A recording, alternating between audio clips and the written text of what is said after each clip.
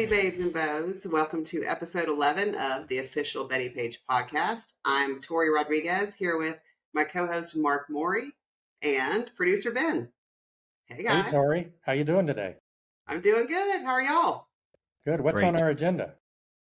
Well, today we have a very special guest. It's Jo Weldon, who is a New York City-based author, burlesque instructor, costume historian, and now commentator on the upcoming re-release of Teaserama.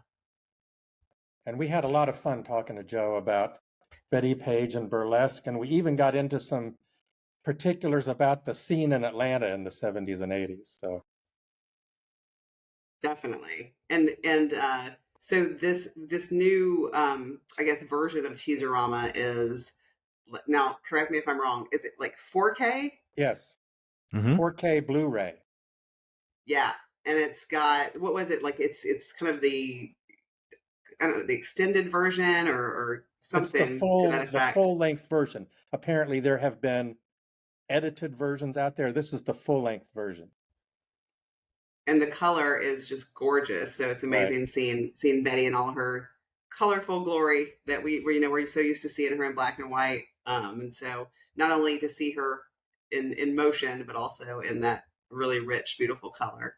And she has the famous scene with Tempest Storm is in that movie, which has been emulated by almost everyone who's ever done pinup photography. And I give that 2 thumbs up, because I mean, that's just such a great photo set. And I feel like everybody I've known that does pinup photography, they always do the Tempest Betty recreations. Yeah, that's what it's from, Teaserama. I'm excited about it. I cannot wait to get my copy in the mail. So I'm ready.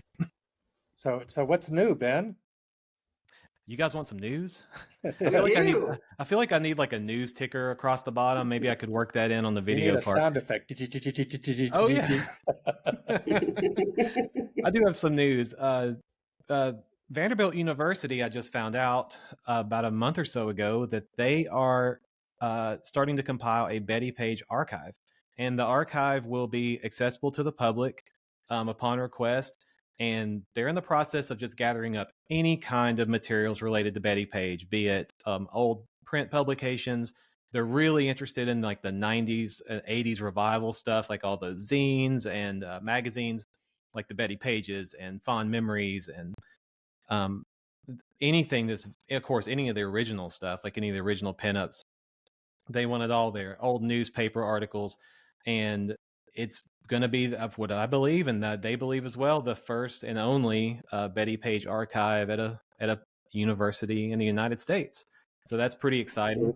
Well, and of course, Betty has a direct connection to Vanderbilt because she went to Peabody Teachers College, and Peabody is now part of Vanderbilt. That's right. Yep. So yeah, it got absorbed right into it. And actually, when we were doing the marker, if the Hume Fogg location wasn't going to work, we were going to put it where Peabody used to be. But I'm glad it's where it's at. But yeah, it's going to be super cool.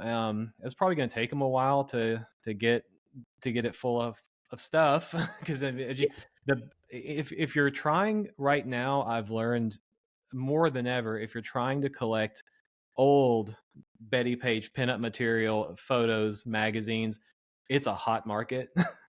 And so you got to be ready to bid fast and bid high. So I can't wait to see what happens with it, and I can't wait to visit it someday, and maybe we can even do a podcast and get some input from them on that.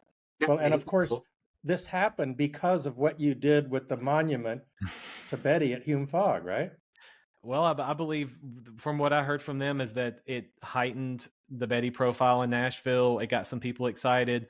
It got Vanderbilt excited enough to free up some funds to start the archive. So I think it's great. So cool. I think it's great. And Mark had a great idea too. They should eventually do like an academic conference around Betty Page.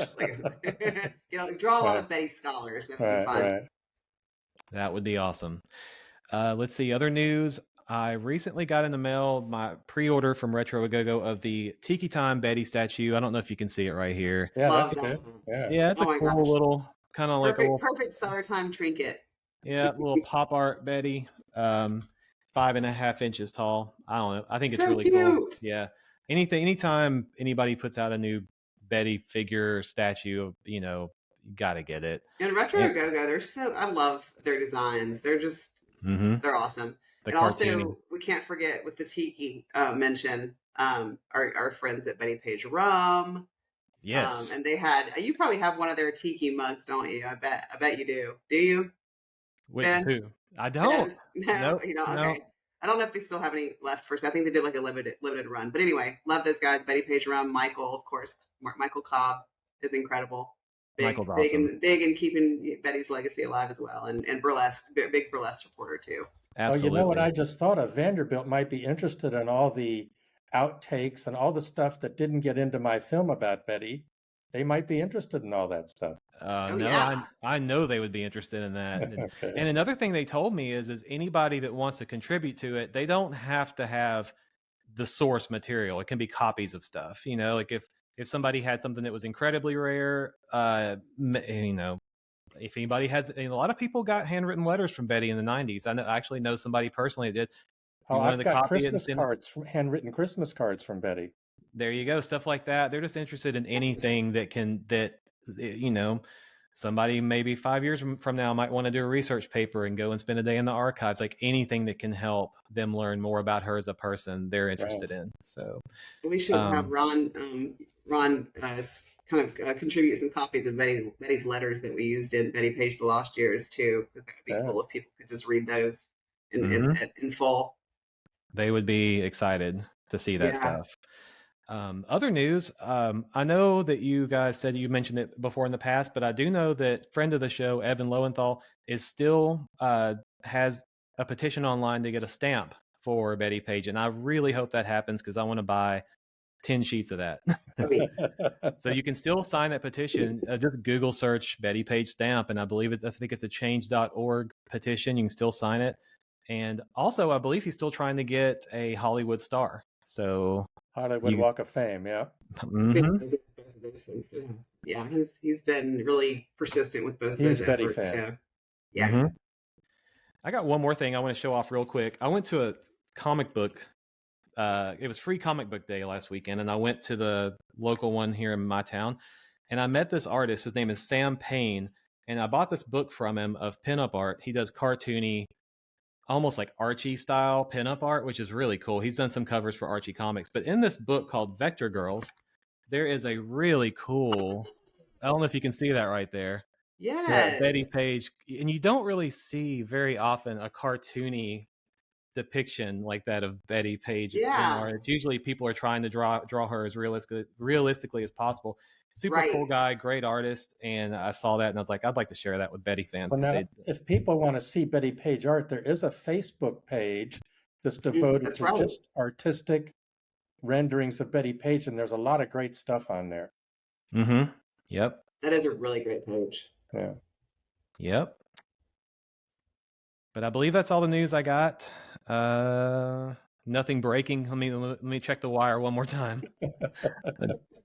I believe that's all I got. But yeah, this Jo Weldon interview was great. She was really, really fun to talk to. I was honestly a little nervous because I'm a big fan of hers, and a lot of my friends that do burlesque and go to those shows, I told them that we were going to have her on, and they're like, you realize how big of a deal this is, right? And I was like, yeah, but should I be nervous? So I was a little nervous at first. Yeah, she's a wealth of knowledge, to say the least. And we had a great time talking to her. So stay tuned for that.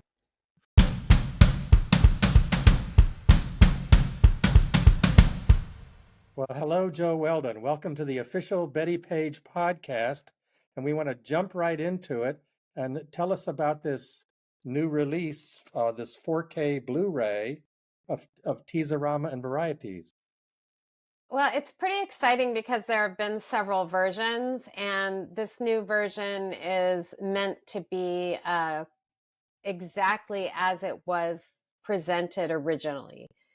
So, except for my commentary. And what do you say different versions? I wasn't aware there was different versions.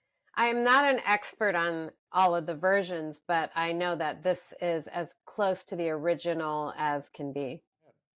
I think that there have been versions that have used different clips or edited some clips out and that kind of thing.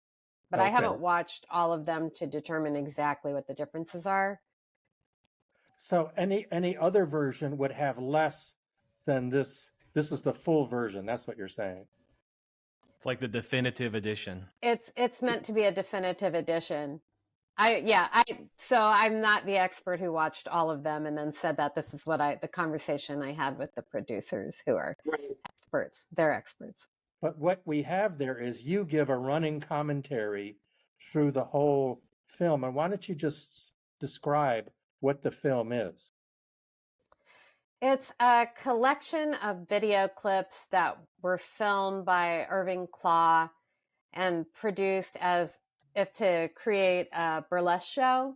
And this was done in the 1950s, and burlesque had already been revived a few times at this point. So it has the feel of an old-time burlesque show. Yes, and who's in it? Who's in the? I mean, we're specifically talking about Teaserama. Tell us about it. Well, there are a lot of amazing performers. One of the ones that I really loved was Twinnie Wallen, who was a performer who had a twin, and she's an acrobat and contortionist. And what I love about them is there was a street renamed in the Broadway district, and they showed up at this street renaming and were, in their 80s doing all these high kicks and everything, and the mayor got embarrassed. It was great. I actually went and looked that up after I heard you say that, and I saw that picture. I loved it because I misunderstood when you first talked about it, and I thought you were talking about like a vintage picture of like when they were younger, and that was like these old gals with their leg straight up. I was like, wow, they kept it Yeah, going. I love that. So she's the one that is on her head. She's on her head and her feet at the same time, right? Mm-hmm. And she kind of goes around in a circle. Yeah. She does all cool. kinds of amazing, stunts. Mm-hmm. And of course, Betty Page, well, at the time was not the headliner. She actually has more screen time, and I guess these days gets the most prominent billing. Yeah, well, except for Tempest Storm. So Tempest Storm is essentially meant to be the headliner in the same way that Lily St. Cyr was in another production. So Betty Page is the card girl. So she comes in between each act with a card and introduces the show. And so she'll have the card with the performer's name on it, and then the performer follows. And for each one, she has a new little outfit that she made. And you could tell she's having the time of her life. And then she also does a performance. She does. Yeah, she does this incredibly cute little dance.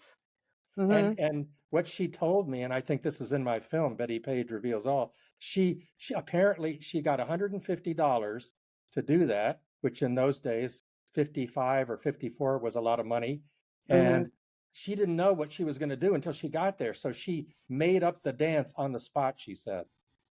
Yeah, and I love that it feels that way, and that she's not only doing that, but she's clearly having a really good time doing it. Like, one of the things that makes Betty Page so popular, in my opinion, is her sense of joy.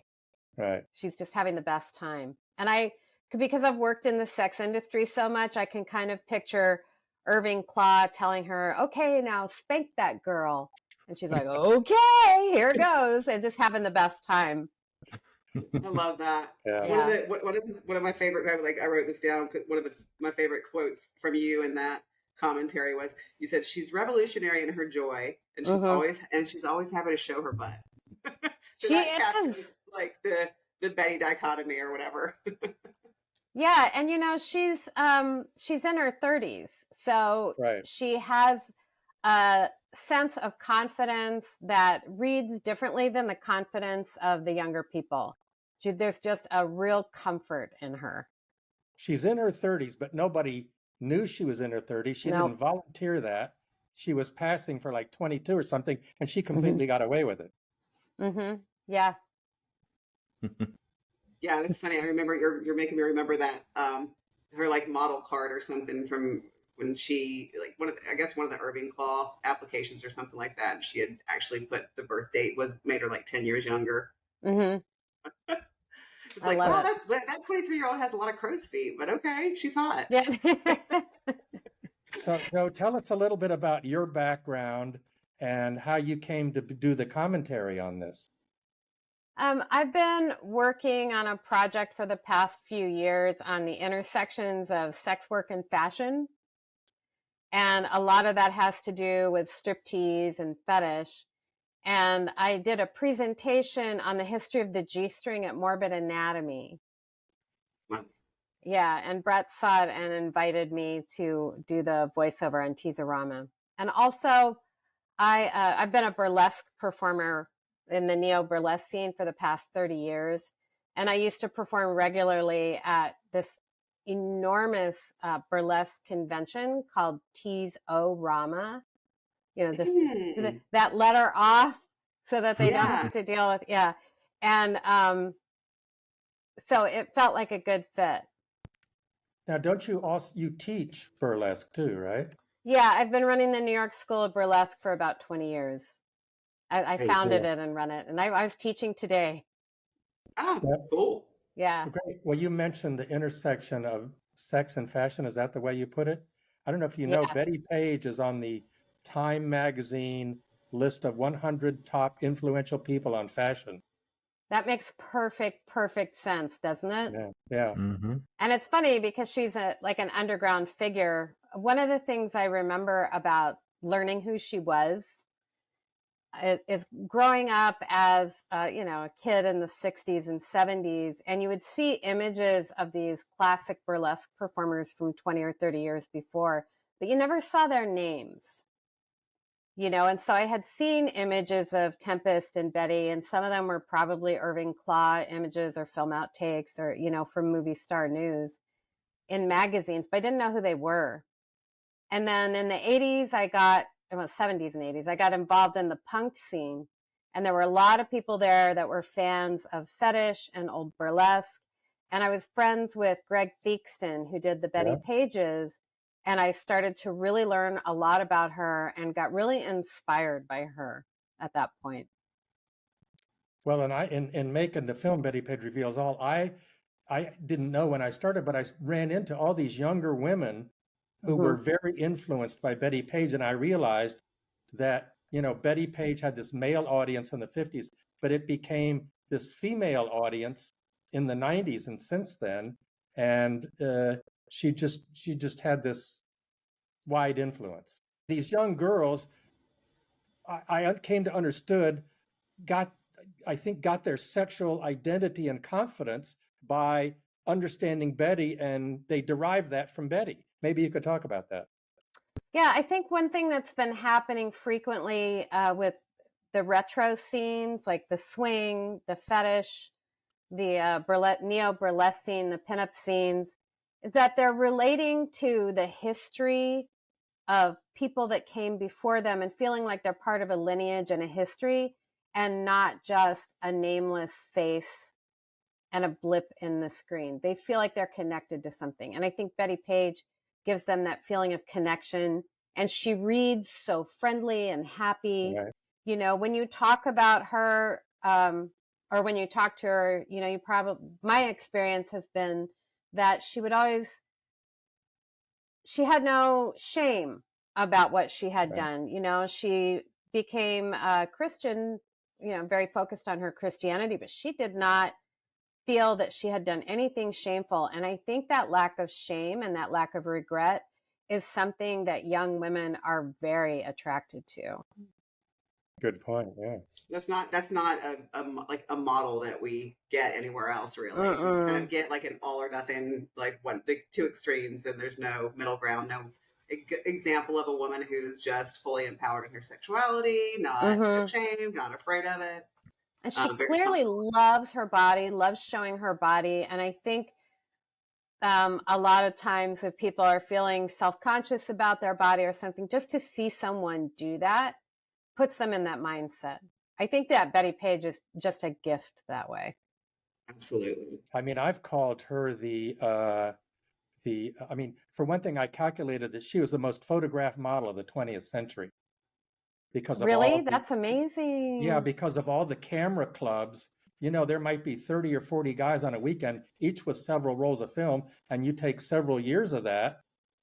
Whereas the Hollywood types, the Marilyn Monroes, they would restrict how many photographs of them would get out. So Betty, far and away, I think I collected 100,000 discrete images of Betty. I mean, sorry, I collected 20,000, and I keep coming across more. I'm sure there must have been 100,000, and you see new pictures every day show up that they've never seen before of Betty Page. Mm-hmm. So It's just she's incredible. really kind of amazing. Yeah, yeah. It's so funny when I think it's harder to relate to that for people who are used to, hundreds of photos being produced in a minute, because there's so many digital cameras on the side of every event. And then, in terms of celebrities, there's so much paparazzi. And I think it's hard for people to imagine how important she was to the culture, being photographed that often. Yeah, and I think her real talent was a star as a still photograph model. Because she conveys so much in a still photograph, right? That her sense of confidence and playfulness, and it's kind of this innocent flirtatiousness that all of that comes through just in a still image. It's incredible. She looks like she's moving in a still image. Like you have a sense of movement always, and almost a sense of dance with her. And she's very striking in film, like in Teaserama. Like the first time I saw it, and I guess the first time I saw it would have been early 2000s on VHS, like a crappy old VHS of it. But just seeing her moving and smiling at the camera, and not just pictures, it was very striking the first time I saw it. Like it kind of blew my mind. Yeah. I wish you would have done more. I wish you would have done more version with that color, like that rich color. It's amazing. Oh, it's so beautiful. It's beautiful. Yeah. It's very, very lovely to watch. Jo, one of the things I wanted to ask you, and because I've always just wondered this and wanted to get your opinion, even though Betty was not a burlesque performer, like in your opinion, like in what ways does she capture or symbolize the spirit of burlesque? To me, the joy in her body, her ability to immediately grasp how she's being seen and to enjoy that. And I think that, again, that sense of shamelessness that's about, it's kind of the ultimate body positivity. It's like, this body is beautiful. I'm enjoying it. It's okay if you enjoy it too. You have permission to have fun looking at me. And she just seems to be endlessly bringing you into her sense of openness. I think it's been inspiring to a lot of people because there's so much input coming at us all the time right now, and so many ways to self-critique in addition to all the ways we've always had. But we also have this new ability to talk to other people who aren't interested in a simple mainstream kind of approval. And Betty gives them a style of performance that doesn't rely on approval. And you feel like she's interacting in a fun way with people as she performs, instead of just standing there posing, doing a thing. Right. She's the opposite of the icy model for sure. Right. And her scenes with Tempest Storm. Now, wasn't Tempest Storm at the time, was she the biggest burlesque star in the country? She was a huge burlesque star, dating celebrities, and she was uber famous. I know I have a bunch of old copies of like Confidential magazine and Whisper, and she's on the cover a lot, just like scandalous kind of stuff here and there. So she was pretty famous. So you would think Betty might have been a little intimidated to be sharing the screen with Tempest Storm, but she obviously wasn't. I didn't see any intimidation there. And Tempest, actually, I knew her pretty well before she passed. And I have no sense of time anymore after the lockdowns, but it was recent, right? And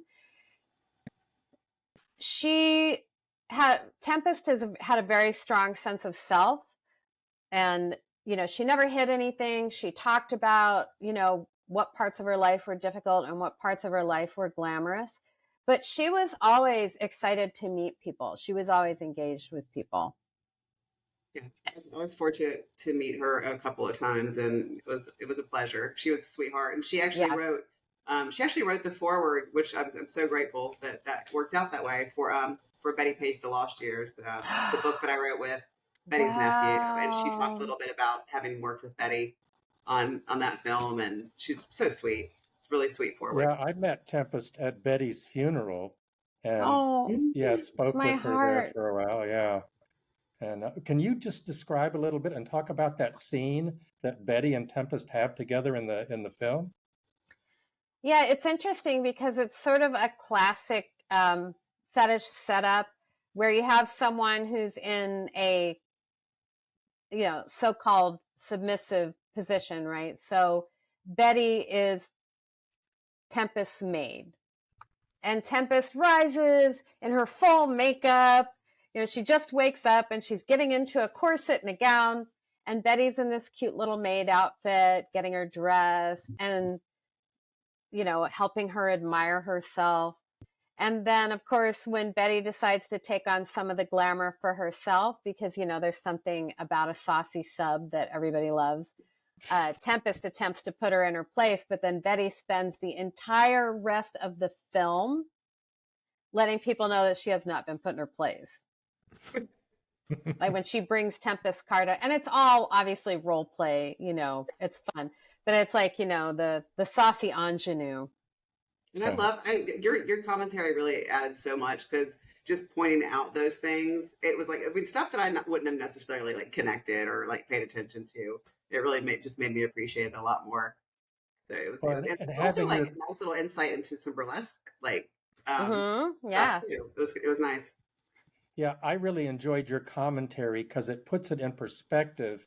It's one thing just to watch the film itself, but to me, it's much richer with your commentary because you get a lot of the background on who the people are and what's going on.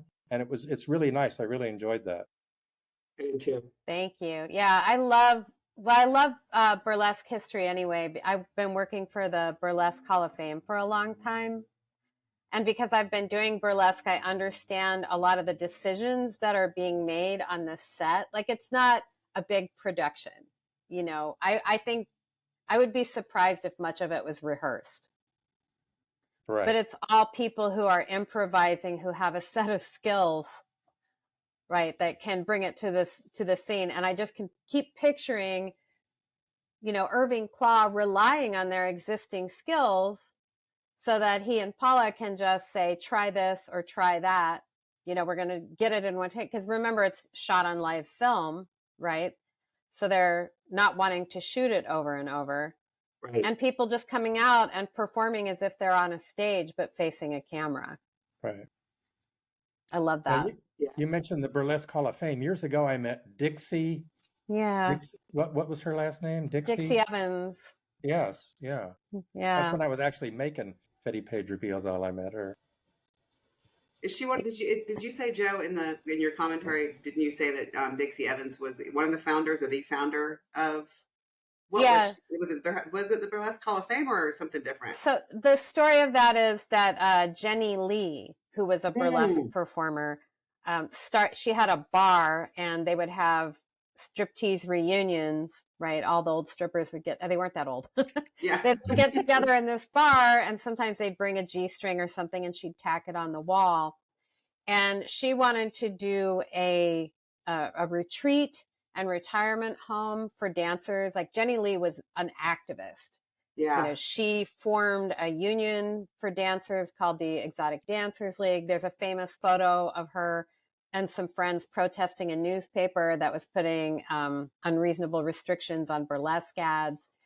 And she moved it all out to this 3-building estate in the desert. It was a goat farm. Oh.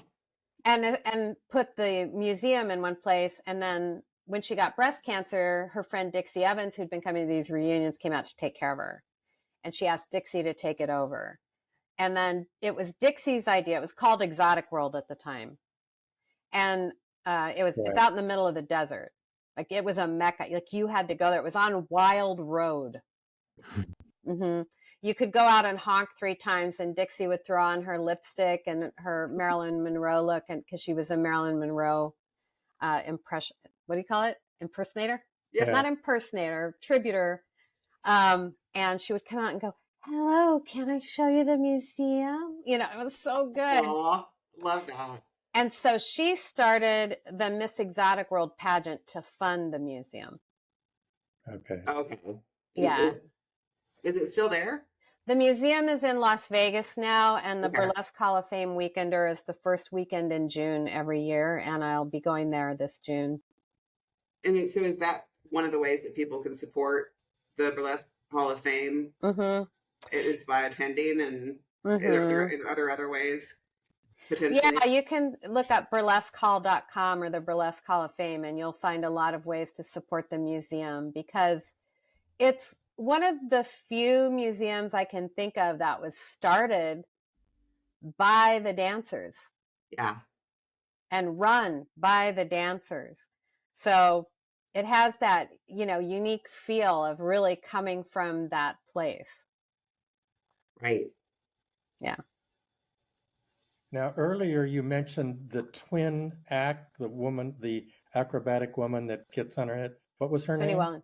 Twinnie Yeah. Wallen. And I forgot Right. her sister's name. It was Winnie, I think. It was like Winnie and And Twinnie or something Winnie, like yeah, that. that sounds right. But then they had performed at the Latin Quarter. Is that right? Mm-hmm. Now, have you seen John Hemmer and the Showgirls? I haven't yet, no, but Well, now that you've Well, it's Tell a me about it. documentary about the Showgirls at the Latin Quarter, and John Hemmer was like the MC. And really, it was made. My friend Kirsten Larvik made it. She helped me on the Betty Page film. I helped her on that film. It's a short film, a 30-minute film, and it's mostly about reunions that the old dancers from the Latin Quarter have. So I will try to put you in touch with Kirsten, and you guys should talk, and you can watch the gosh, film. I'd love that. Yeah. Sounds really cool. Mark has all Yeah. kinds of cool stuff up his sleeve that we didn't know about. Yeah, I want to know more about y'all. I want to hear all the things. Mark and Tori have some great stories. Mm-hmm. Well, no, Ben is the one who got the monument to Betty Page in front of her high school on her 100th birthday. What? Yeah. Yes. That's how I got here. That's why I'm here. And we worked promoted him with to that. produce our show after that. I love that. Yeah, I think it was the night of at the after party. I think that's when Mark was just like, "You want to help do the podcast?" I said, "Do I? I'll produce it." Yeah. Wow. He's been amazing, and like I need him to like bottle like his energy and focus and sell some to me. And of course, Tori wrote 2 books about Betty Page. So the one I mentioned, Betty Page: The Lost Years, which Mm-hmm. I wrote with Betty's nephew Ron Brehm, and then another little book, literally a little book called The Little Book of Betty. It's just kind of like a fun little, basically like a pinup tribute, a la Betty. That's great. Yeah. Mm-hmm. And then Tori Yeah. also has exercise things. Yes, Betty Page Inspired by that. Fitness. So like each of the moves, and it's like there's like a total body strength and cardio workout, and then a yoga workout, and they're each on video. And each workout is like inspired by like a string of Betty photos that look like fitnessy poses. And Oh my God, that's so much fun. Yeah. So I'll send you some videos. Please. Yeah, absolutely. Tori, I was gonna buy. I saw on eBay. I'll watch Betty Page and all kinds of stuff on eBay, and somebody put one of your old DVDs of Betty Page yoga, I believe. Yeah. And I got outbid. I was gonna get it because I wanted it, and somebody sniped it at the last second. I thought I had it in the bag, and somebody swooped in and got it. Yeah. Well, nice. It's nice to know that people were fighting over it. Yeah, people are fighting. Yeah. I was gonna ask Joe. Do you remember the first time you saw Teaserama? Were you like me? Did you seek it out on VHS or something back in the 90s or early 2000s? Or I'm pretty sure that I saw it when I was hanging out in these like grimy punk rock bars in the 70s and 80s. But like I said, I didn't know who she was. Mm-hmm. And they would play these clips as kind of atmosphere, Yeah. And it's interesting because it was at the same time very loving, but they were very anonymous. It's amazing how quickly you can forget who people are. and how quickly people's names fade. Yeah. And I wanted to know who they were. And then once I started working in strip joints and everything, I was like, these are my foremothers, and I got to find them, and I got to know about them. Definitely. I need to know their names. And I said, that's when I started. But I remember just seeing it and feeling connected to them because they were, showgirls, strippers. I'm always hesitant to say sex worker because the term didn't exist. And Right. I don't know, even if now people would choose to identify that way, like it's none of my business if they wouldn't use that term. Right. It's a word I use about myself, but I think that burlesque history is really rich in that way because it connects to the pinup, it connects to fetish, it connects to drag bars, it connects to theater, it connects to comedy, it connects to music in a big way. Mm-hmm. And it's sort of this, what would you call it? A vector, an entertainment vector. Yeah. And the energy that Betty Page brought out was such a big part of how I understood that world to be, like a place where people could have naughty fun. And also in the 70s and 80s, all of this underground fetish stuff was considered much dirtier than it is now. Like it was sort of, the province of secret perverts and that kind of thing. There wasn't any. So even decades later, it was still kind of this like taboo. It was considered. There was always a sense of like, as long as something happened in the past, right? It's the time sort of cleanses it. Right. Mm-hmm. You can perceive the people as characters rather than as people. Mm-hmm. But there was definitely a reverence in the punk community for the old fetish and old burlesque films and the performers in them. And when you talk about that old punk community, this is a little aside. I got to know, was this New York City? This was in Atlanta. In Atlanta? Okay. Atlanta, Georgia. That's where I am. Well, I'm in Roswell, but oh my God, I went to high school in Roswell. Which high school? Roswell. Roswell High School. All right. I went to 3 high schools. I got kicked around a little bit. I was not the best behaved student. Yeah, I was right there with you. I ended up at Independence High School. I was in Atlanta in the 70s and 80s. What? Yes. Did you go to 688? Yes, I was just going to say 688. Yeah, I hung out at 688. Oh, well, that's so cool. Maybe we ran into each other then. I don't know. Probably. I did readings at the Blue Rat, and I went to, I remember a lot of places that are a little later in the 80s, like the Bistro and stuff like that, where the Baby and the Pacifiers played and all these people. Right. Did y'all go to the Metroplex on Marietta Street? Yes. Yeah. And what about the Rec Room? I didn't go there that much. Okay. Yeah. I lived by Piedmont Park, and nice. Which was an interesting area at the time. Well, yeah, that was the hippie area in the early 70s, right? It 10th Street? I think it was all, I lived on 9th Street. Okay. I always remember there being a lot of gay people living in that neighborhood. Well, I one time lived on 7th Street. Oh, really? Yeah. We had to be in the same place at the same time. But, I was hanging out with punk rockers, and then all of a sudden, somehow I was hanging out with hair metal bands. Okay. I still am not sure what transition that was. Bridge was. Yeah, I don't know. Strip joints. Strip joints. Yeah, that's all. That was the nexus. Yeah, metal music was pretty big with the strip joints in the 80s, wasn't it? Okay. So, do you want to hear about this? Yes. Okay.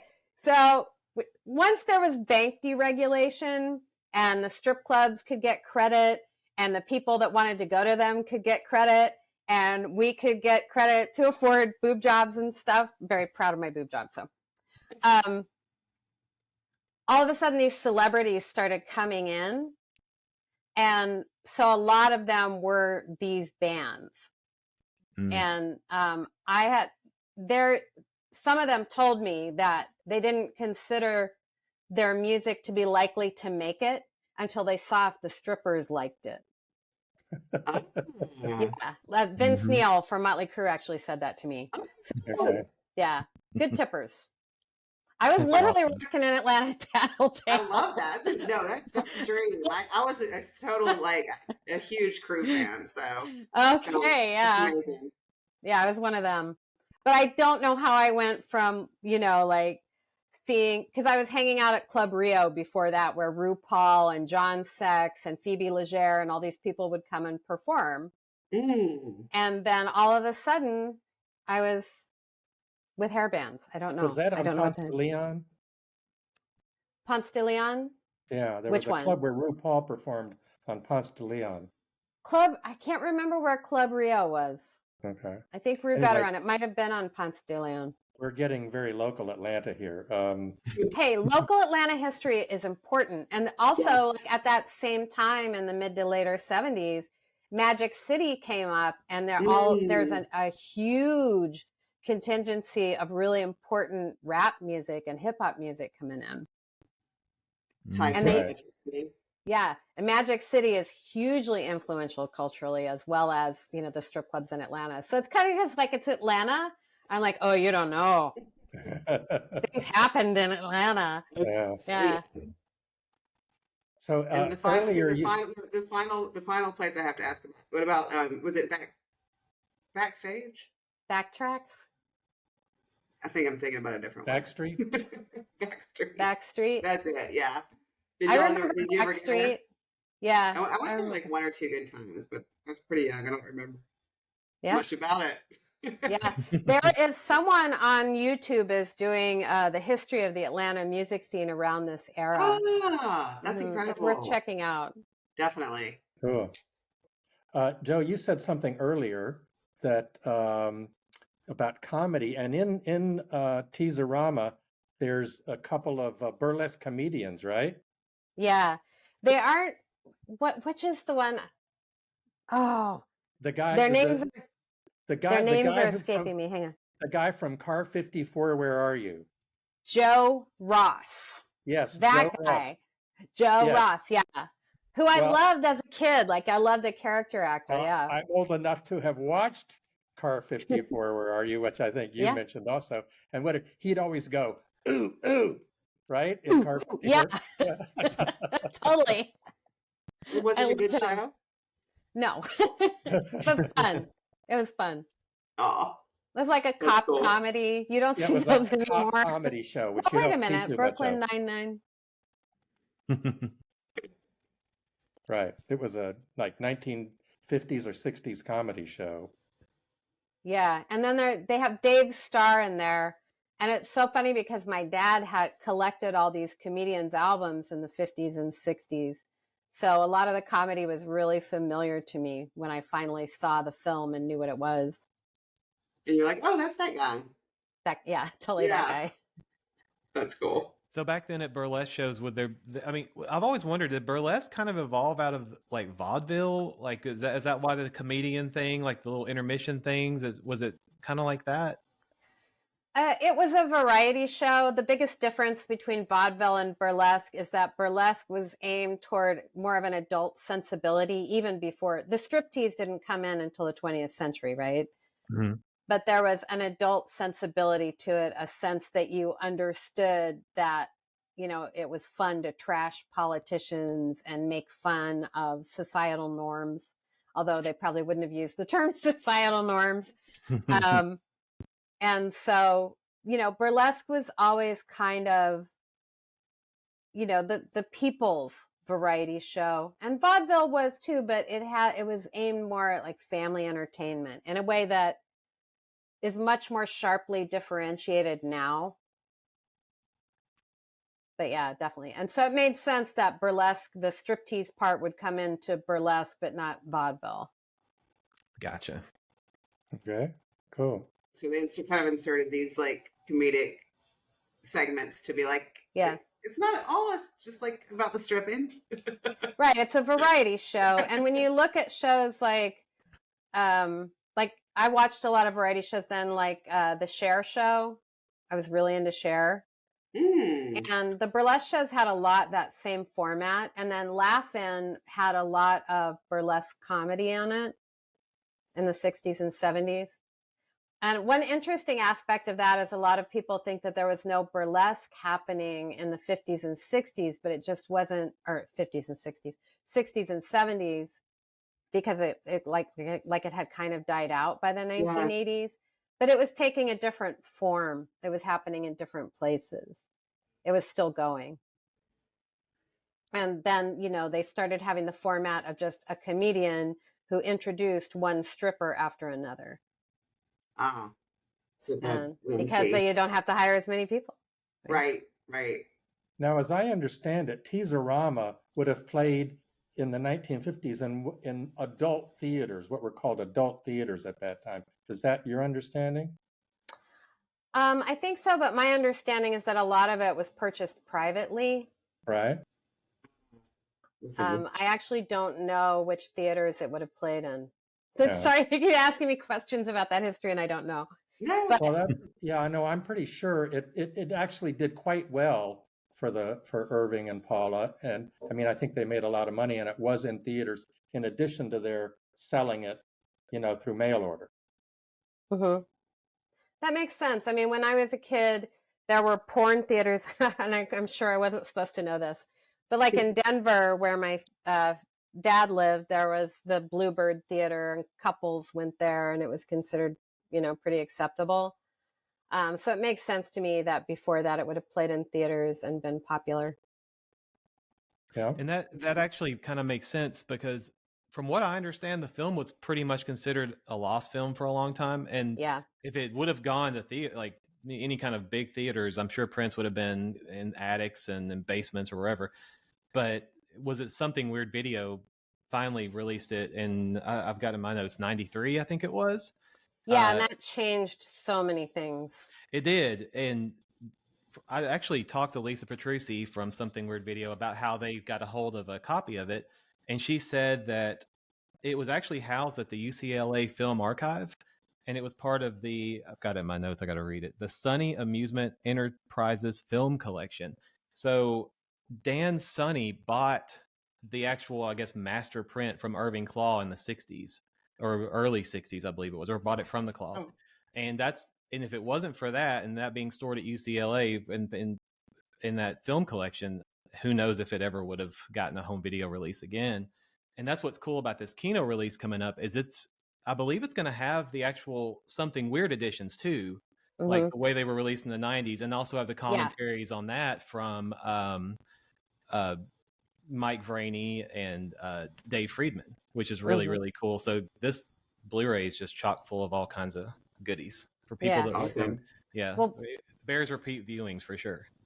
Well, one of the reasons that I saw it like in the 70s and 80s is because a lot of so I was going to Rocky Horror, and there was a film, and I will never remember the name of it, an alternative film or an art house film place in Midtown Atlanta. And I met a lot of film people there, and a lot of them were into punk. And so a lot of the punks that I met around that time were like cultural nerds who knew a lot about lost films or uncommon films and music. So they would be playing that kind of thing all the time. So they would have had it on film, and then they would just play things like that back in the background at parties. That's so cool.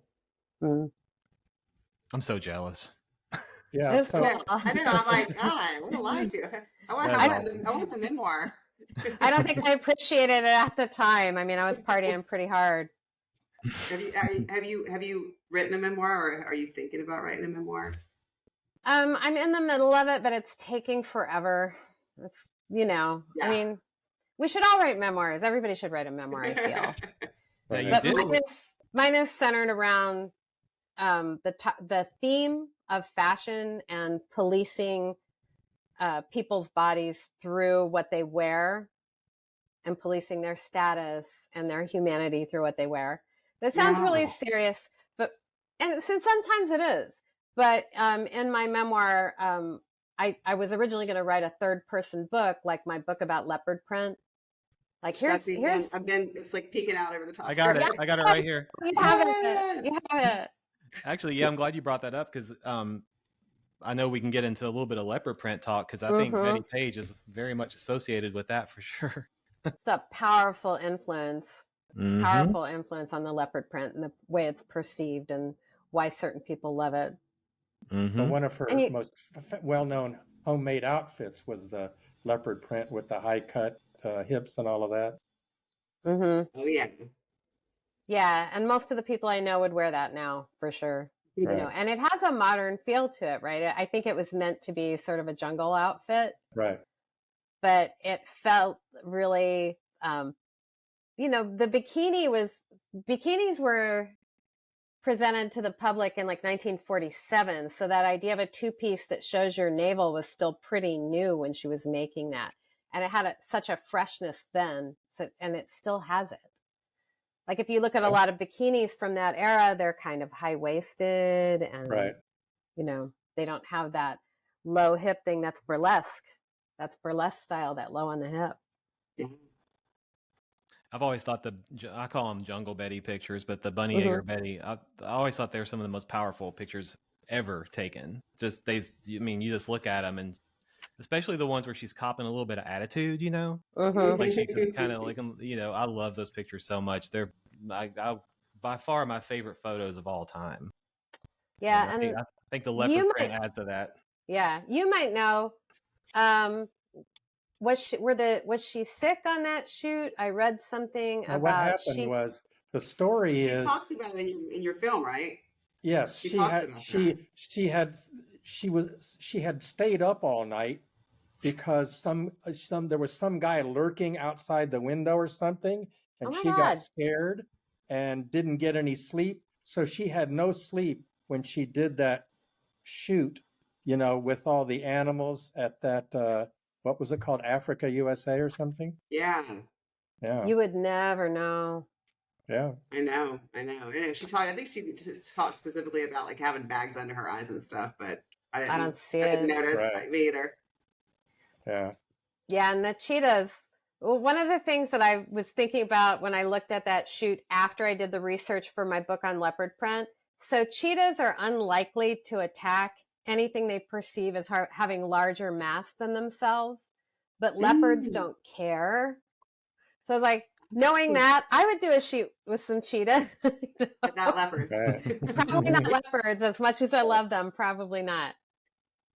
And the key difference is it like the cheetah print? It's like just the spots are like just black, right? They're solid, yeah. Okay, right. And then leopard print has the gold center in the spots. And then jaguar print has black spots within the gold within the spots.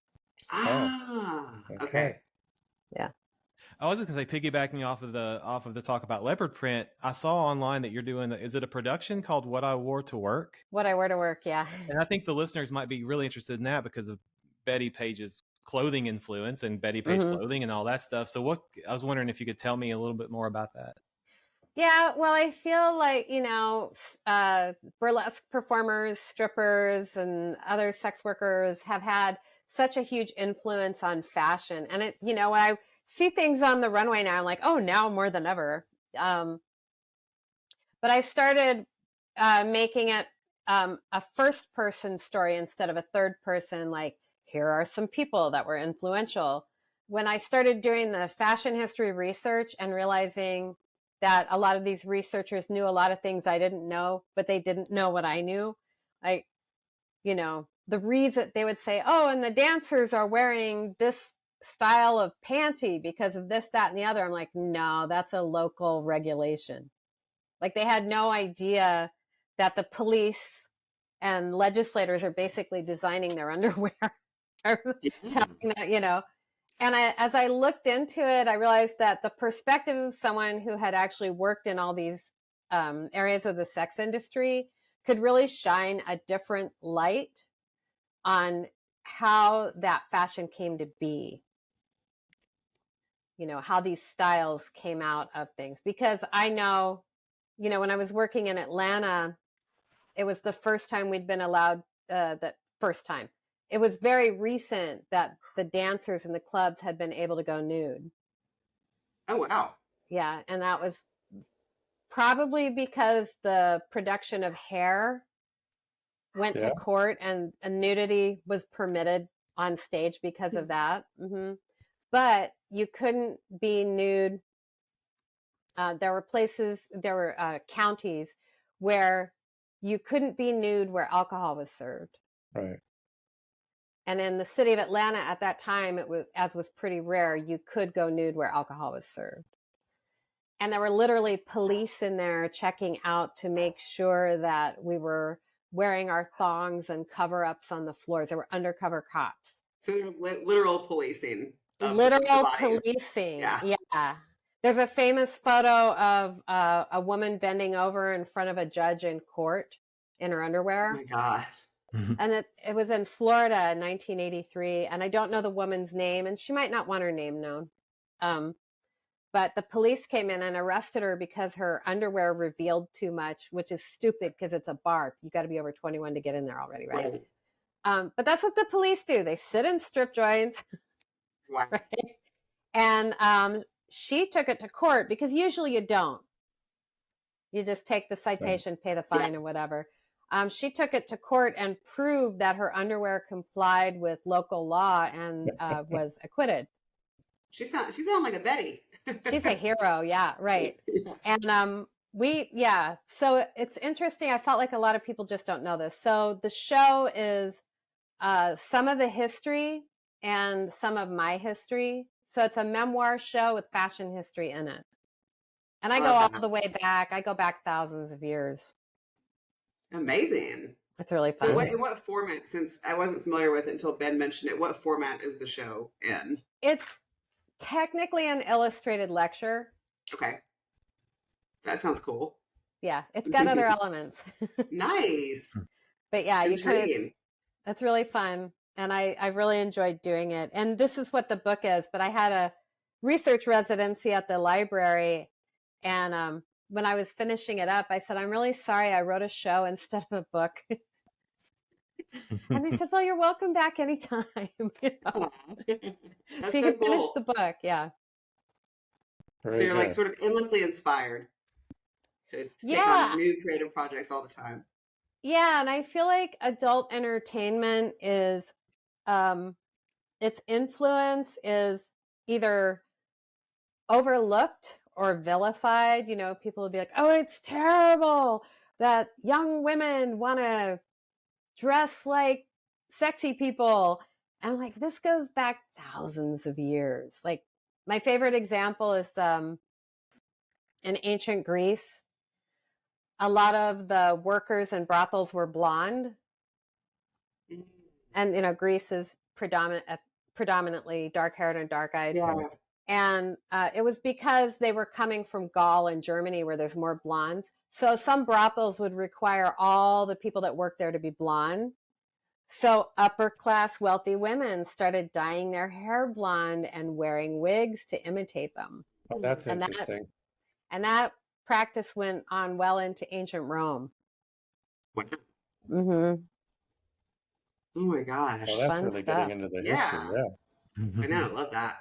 I'd love to this is a little bit disconnected, but you know, we had Ron Brim, Betty's nephew, on a few episodes ago, and he was talking about his mom Goldie, who actually was a burlesque dancer. I don't know if you've ever heard that before, but she was I guess pretty briefly a burlesque dancer until she met his dad and like kind of settled down and became a housewife and stuff like that for a while. But he was actually showing us he's saved some of the burlesque costumes that his mom like hand sewed back then, and they're like it's still in such like great shape. I would love to we got to connect you two somehow. Yeah, and if you go to the Burlesque Hall of Fame, a lot of it is about the costumes. Nice. Yeah, I definitely need to explore that. And I always find, you know, I go to a lot of exhibitions of fashion because I really like things that have been worn. Mm-hmm. Because I feel so connected to the person. Like some of their DNA is on that, you know. Yeah. And with a lot of burlesque performers, you know, before the 1980s, everybody was still sewing and making things at home. Like you go to department stores and they sold fabrics and patterns. And a lot of them were licensed by famous designers. And so burlesque performers, a lot of times they made their costumes. Their mother traveled with them and made their costumes. And then there were a few celebrity high-end costumers like Hetty Jo Star that made costumes for everybody. So cool. And that's why I love that Betty Page made her own costumes.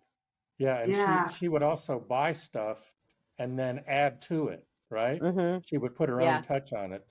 Well, as we record this, I think the Blu-ray of these films, Varieties and Teaserama, and we're with Betty Page and Tempest Storm and others, those should be coming out and being released just about the time this podcast hits the airwaves.